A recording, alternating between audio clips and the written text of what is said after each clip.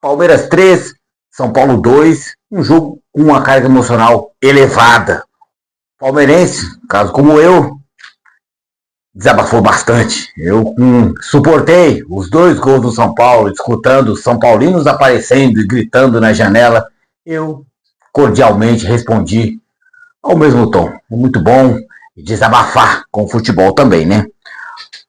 Mas futebol também não fica só nas 4 linhas, fica muito extra-campo também. Mas antes de começar a falar sobre o extra-campo, né, a arbitragem, eu vou pedir para você deixe o seu like, se inscreva no canal Lealdade em Padrão e compartilhe o conteúdo entre os seus e não esqueça de ativar as notificações no YouTube para sempre receber avisos do YouTube sobre novos vídeos do canal Lealdade em Padrão. Mas vamos lá, né? Já ser direto a um ponto e não podemos fugir do extra futebol, do extra campo ou dentro de campo, a arbitragem. O senhor Ramon Abate Abel foi o verdadeiro personagem da partida. Interferiu sim no resultado e isso também no andamento da partida. Se fosse pênalti para o São Paulo fazer os 3, acabaria com a partida? Não dá para saber, mas encaminharia muito bem.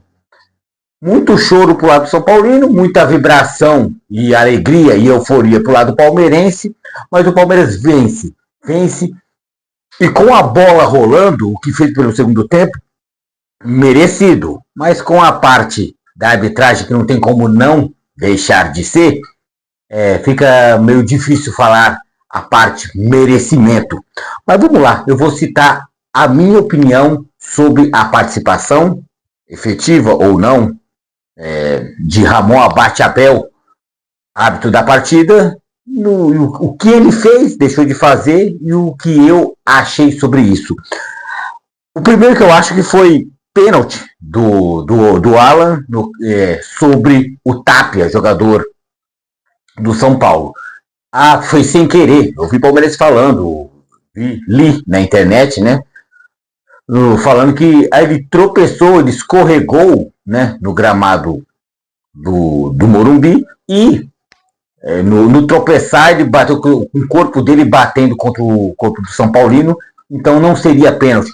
Para mim, eu digo que foi.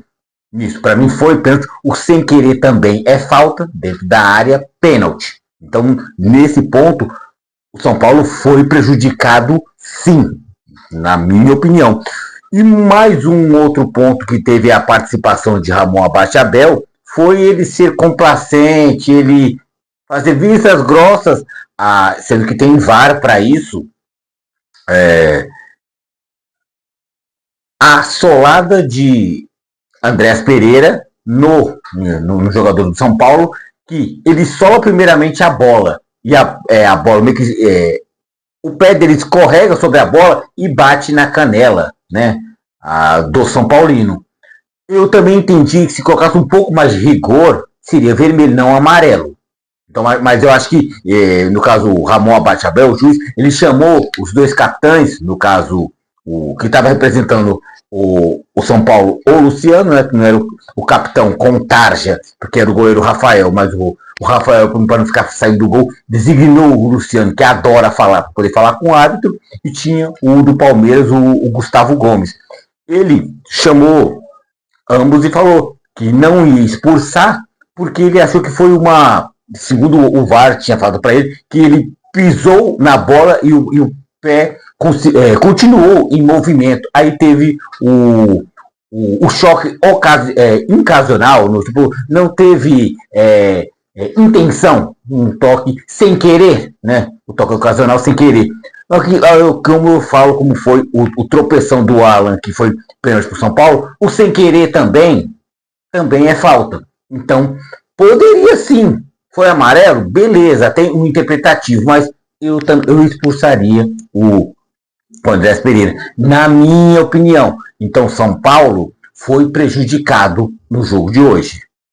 Mas é sempre bom pontuar essa parte que São Paulo foi prejudicado, porque eu, apesar de ser palmeirense, torço bastante Me exaltei até bastante no primeiro, no segundo e até no terceiro gol, mas eu procuro ser justo nas minhas análises. Muita gente se cega pelo clubismo, eu poder vir aqui com mil e um argumentos e artifícios falando que não foi pênalti para o São Paulo, o Andrés não tinha que ser expulso, como não foi, inventa um monte de motivos e mentiras. Não, eu coloco a razão. O Palmeiras que produziu na bola foi para poder virar o jogo, sim, mas teve a participação decisiva de Ramon Abachavel, que mostra a deficiência do corpo de arbitragem do futebol brasileiro. Né? A partir do momento que eles ganham cachês e não salário, eles não vivem do futebol, acontece isso. Então, o prejudicado foi o São Paulo, na noite anterior tinha sido o Grêmio, na próxima rodada pode ser o Palmeiras, é o Flamengo, é o Corinthians. Então, é uma coisa que não vai ter fim. Então, quem é prejudicado vai chorar, vai ficar com a fama de chorão. Quem vai ser beneficiado, se podemos dizer, vai zoar o coleguinha que foi prejudicado, chamando de chorão. Então ninguém quer o bem do futebol brasileiro, todo mundo só quer se beneficiar. Então essa foi a minha opinião. O São Paulo sim foi prejudicado. Uma coisa que eu tenho que falar também, agora já falando do jogo, né? Sim, existiu o jogo, não foi só a arbitragem, não. O sinal de alerta do Palmeiras, que foi 2 Palmeiras distintos. O Palmeiras do primeiro tempo totalmente apagado, que tomou gols de Luciano e do Tapia, que foi são gols que não se podem tomar em clássico. O gol do Luciano aos 15 minutos para mim foi uma vergonha, porque um estirão, uma bola esticada a lá Palmeiras que o São Paulo fez, descobriu o Luciano sozinho. O Everton saiu atabalhoado, mas nem para poder rachar e quebrar o Luciano no meio. Não, só passou direto e parou, levantou o bracinho, achando que acho que ia ser impedimento, mas não foi. Nenhum jogador que vai trombar com um adversário não pode contar que vai ter impedimento. Se for impedimento, o juiz acredita que ele irá marcar. Como não foi, só levantou o braço e parou, nem para poder correr atrás. Então, achei falha de toda a zaga do Palmeiras, principalmente do Everton e do Tapia. O São Paulo foi até a linha de fundo e cruzou, atravessou toda a pequena área e só empurrou para dentro do gol. Então o Palmeiras totalmente dormindo, um time apagado, apático, muito sonolento. Não gostei do futebol do Palmeiras no primeiro tempo. Teve isso, teve as falhas da arbitragem, mas na bola, tentando tirar a arbitragem da jogada, o São Paulo passou por cima do Palmeiras, passeou, e o Palmeiras perdido. Assim quando tomou o segundo gol, querendo fazer o primeiro Palmeiras, só bola esticada, bola no Everton, chutão para frente. Uma coisa que até o Rogério Ceni estava falando sobre um dos defeitos de Abel Ferreira, que é o que? A bola esticada em excesso do goleiro para o ataque, não passando a bola no meio campo, deu argumentos para o Rogério vir poder reclamar, falar que o Abel não é tudo isso, mas cada um defende o seu ponto de vista. Mas na segunda etapa, o Palmeiras em 20 minutos, do minuto 70 até o minuto 90, que saiu os gols, né? Então o Palmeiras fez gol, o Vitor Roque aos 70, o Flaco Lopes aos 74 e Souza aos 89, quase 90 minutos. O Palmeiras fez aquela avalanche. Não foi um jogo muito bem trabalhado, foi o abafa. E quando você tem um time mais forte que abafa, naturalmente os gols irão sair. Se o Palmeiras tivesse mais 5 minutos, faria o quarto, faria o quinto, porque o São Paulo ficou nas cordas. Obviamente, abalado também com os erros da arbitragem. O São Paulo, obviamente, todo mundo se fala e viu que deveria ter sido marcado, né? Ou uma expulsão, ou pênalti. Isso abala o jogador em campo, porque essas notícias chegam dentro de campo, mas é nítido que o Palmeiras, na sua avalanche, no gol do Vitor Roque, cruzamento ele de cabeça, não tão perto da pequena área, cabeceou no canto, longe do alcance do goleiro Rafael, né? Flaco Lopes também foi uma jogada de sinuca. Lá, Rui Chapéu, ele pegou de fora da área, ajeitou, olhou pro goleiro e só tocou no cantinho. Falha, eu achei que o goleiro Rafael falhou, então, mas o Flaco Lopes não tem nada a ver com isso e empatou 2-2. E no finalzinho, bola alçada na área de cabeça, né? Olha a bola, olha o chuveirinho, olha o Abel Ball, no caso, que que todo mundo reclama de Abel, deu certo e o Palmeiras venceu o São Paulo por 3-2. Aquele Palmeiras modorrento, morto, sem vida, no primeiro tempo, com um Palmeiras letal, avassalador, dominante, triturador, que virou o placar e deu até então a liderança do Palmeiras, que se confirmou após o final também da partida Bahia 1, Flamengo 0, confirmando, acabando essa rodada, o Palmeiras líder, com jogos momentaneamente jogos kits, né? No caso, só que o Palmeiras tá devendo um ainda em relação ao Flamengo, né? 2 no geral, né? Que falta o jogo do Santos, mas contra o Flamengo, em relação ao Flamengo, o Palmeiras está com um a menos, um jogo a menos, mesma pontuação, só que tem uma vitória a mais. Então isso faz o Palmeiras ser líder. E é que ainda nem chegou o confronto do Maracanã, Flamengo e Palmeiras. Uma coisa que tem que falar também, agora falando um pouco do rival também, a arbitragem influenciou muito no resultado, isso tem que ser dito, mas um time igual o do São Paulo, jogando um clássico em casa, a forma que o São Paulo jogou o primeiro tempo, por mais que a arbitragem participou nocivamente, prejudicando o São Paulo, sim, vou bater nessa tecla, sim, mas tomar em 20 minutos 3 gols, sendo que você está ganhando 2-0, desculpa, não pode. Ah, mas se fizesse o terceiro, matava o Palmeiras. Não se sabe. Se realmente tivesse 2 rodas, era a bicicleta, né? Mas não é assim que funciona. Então, mas eu acho que teve muita falha do São Paulo, sim.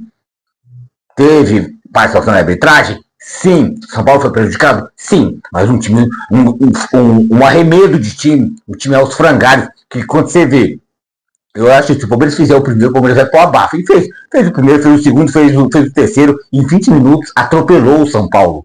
E o São Paulo não pode deixar isso acontecer. Arbitragens à parte, o time do São Paulo jogando em casa, um clássico, você abrindo 2-0, independente se podia ter feito o terceiro ou não pode tomar 3. Por mais que, vamos supor, Palmeiras, São Paulo tivesse ganho de 3 e os 3 gols do Palmeiras,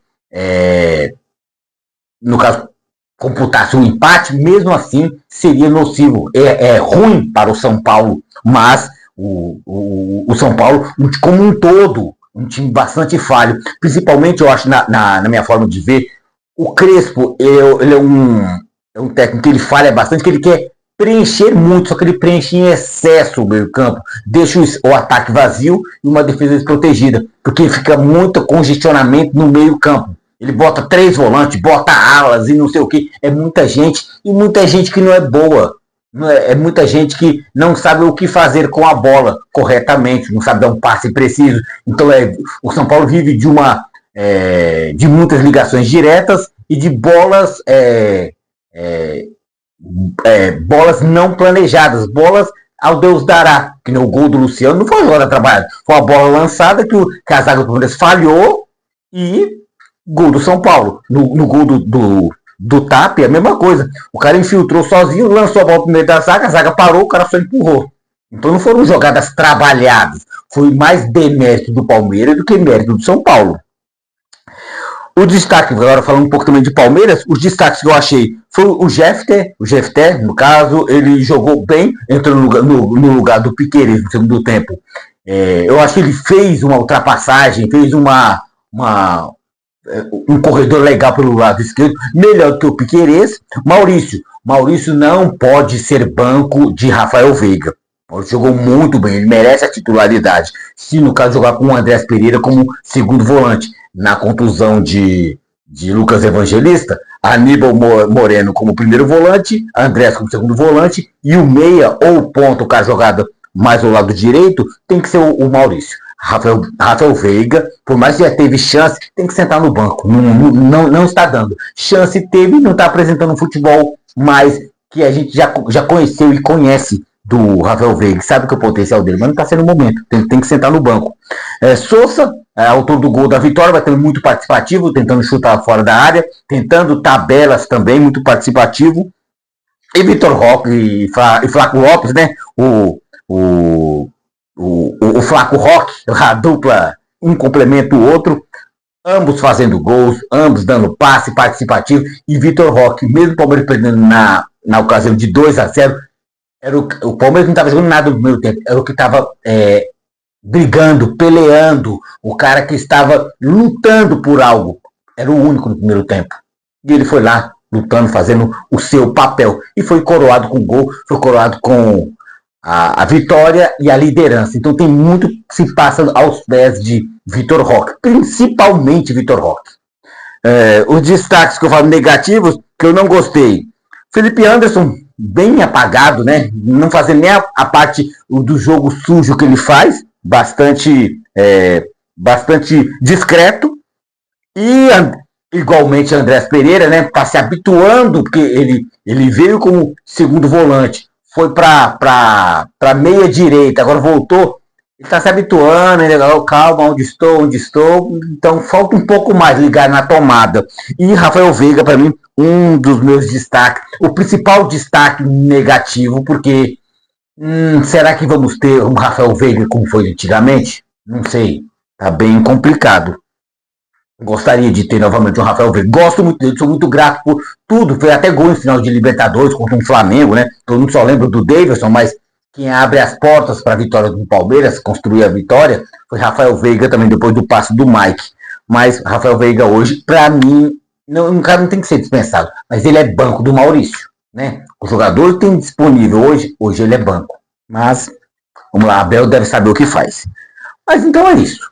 Palmeiras vence, graças ao jogo do Bahia 1 e Flamengo 0. O Palmeiras é líder, vai fechar essa rodada com um jogo a menos em relação ao Flamengo, 2 no geral, mas contra o Flamengo um jogo e a mesma pontuação e uma vitória a mais. Então o Palmeiras é líder, com merecimento sim.